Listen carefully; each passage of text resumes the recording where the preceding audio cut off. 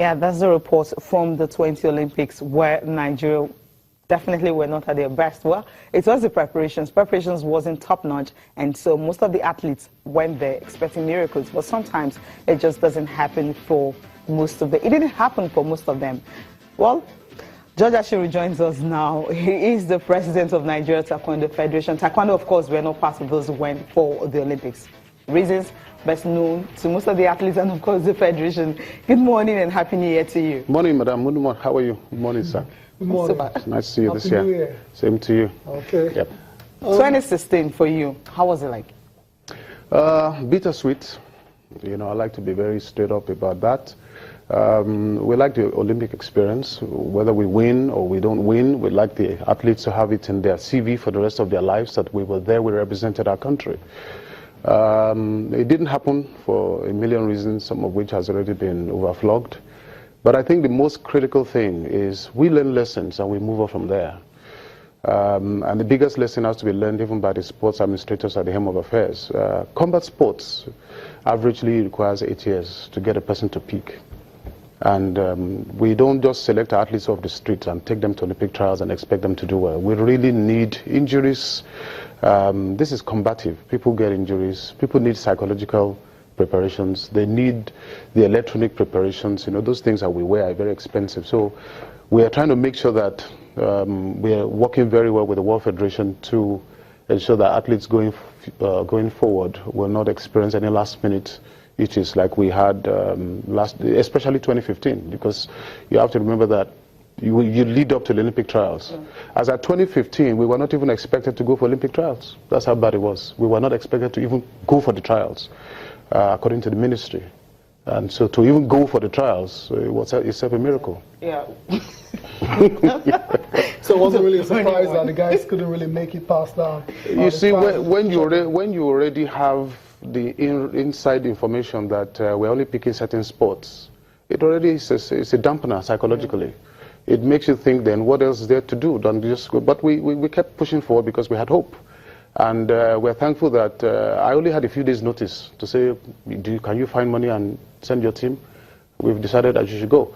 So I would like to say the athletes did well, despite this. Don't forget that 3 of them were in the finals. Yes. 3 of them were in the position to qualify. And it was just unfortunate that none of the 3 qualified. But they were top 3 in Africa, and their rankings remain. And they've learned their lessons that they're going to continue getting the rankings up. We have some of them already in the US right now preparing for the US Opens in January. So I've been involved in the Olympic careers. I've trained athletes from zero to the Olympics, so I understand the issues. Okay. But I'm not a complainer. I just want to move on. Okay. And Cecilia, moving on now. Yeah. Well, moving on. Yeah, in 2017. Before we get there, you talked about administration as well too. I mean, what are you guys? I mean, at the leadership of the Nigerian Taekwondo Federation, what are you hoping to do differently in 2017 to ensure that our athletes, rise to the top? Well, one of the things we did in 2016 was after the hula balloon came down, we just went straight into action, and we organized one tournament after the other, after the other, after the other. We were busy towards the end of the year. We had our own national sports festival at the end of the year. We had over 300 athletes. We had even a gold medalist from Yobe, who's in the middle of the war. So we already have right now our national team of 16 athletes. We have World Championships in June. We've had tournaments that have given the athletes opportunity to get back into the frame of, let's get ready. Para Taekwondo will be in Tokyo 2020. Okay. We have already joined the Nigeria Paralympic Committee. We are recognized and approved. We have 2 athletes that went to the African Championship and won gold and bronze. So essentially 2016, the last 3 quarters was very positive for laying foundations for the future. Was it because of the fallout of not participating at the Olympics that actually made you guys to look inwards and say, okay, we can do better? And how were you able to raise funds for most of the activities you carried out? In business, when you do your business plan and the government changes policies, you go back and rearrange, and then you put your things in place. And that's what we did. We called ourselves together and said, what do we need to do to get these athletes encouraged? And apart from the NGOs organizing their tournaments, I made sure that at least there was another tournament, All Africa Games standard in terms of quality, Olympic style, and then the Korean Ambassador competition was changed to be a mirror of the National Sports Festival. When we had festival was not going to hold, and it was fantastic. It was a great event, a large turnout, over 300 athletes. And now the minister was there, and the minister said, I will sponsor these athletes to the World Championships. So essentially, we got the momentum going because we realized that the athletes look up to us to provide that leadership. Okay, so when is the World Championship? It's June in Muju, Korea. Okay. And it's critical because we need to get athletes getting points. It's not one of those tournaments you say, well, we missed this one, and then let's see what happens Olympic qualifiers. So you must go for the athletes need to keep going. The athletes, let me give you a classic example of the importance of the World Championships. Mexico 2013, I led the team to the World Championships. And we met a young man from Niger. He was just 19 years old, 6'7". In the middle of the second round of a match, he gave up because he couldn't continue. The pressure was too much for him. Well, guess what? 2016, he won a silver in the Olympics. He's a gentleman who couldn't even go past, but he was there. He got the experience. He looked around. He saw the problem. He saw the issues.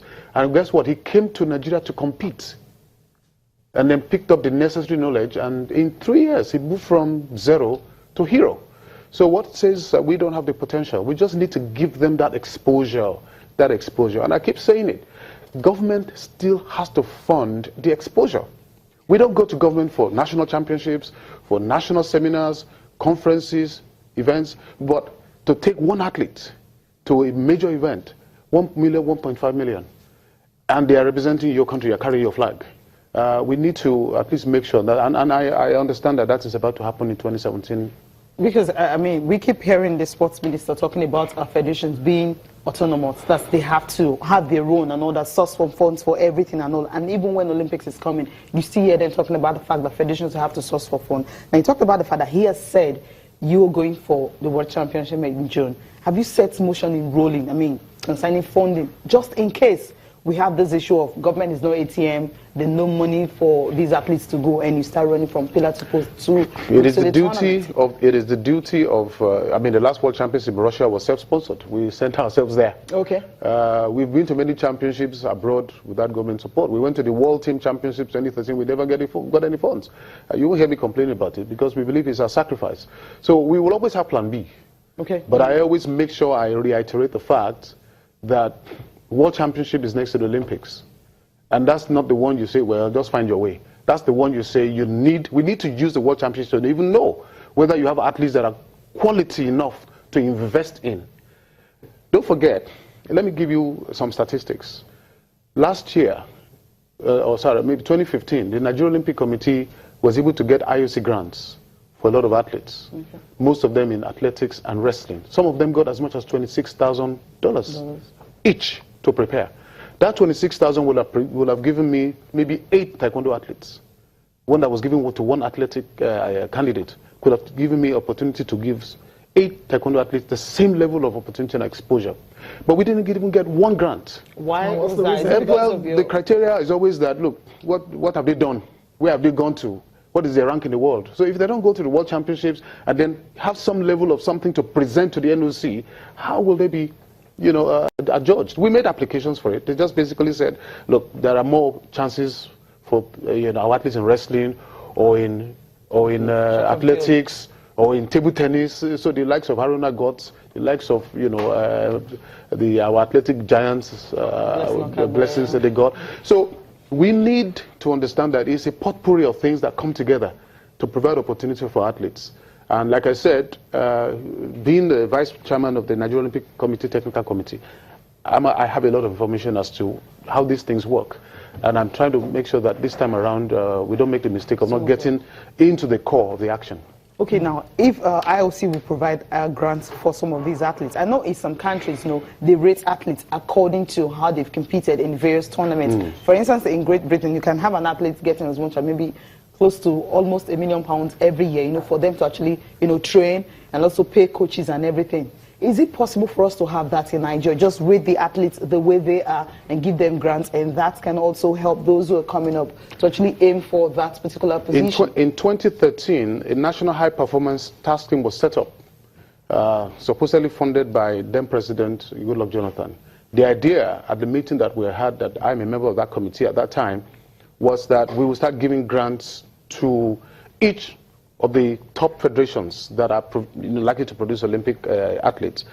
They will give us a list of some of the top athletes, and they will get a certain number of grants in US dollars per year.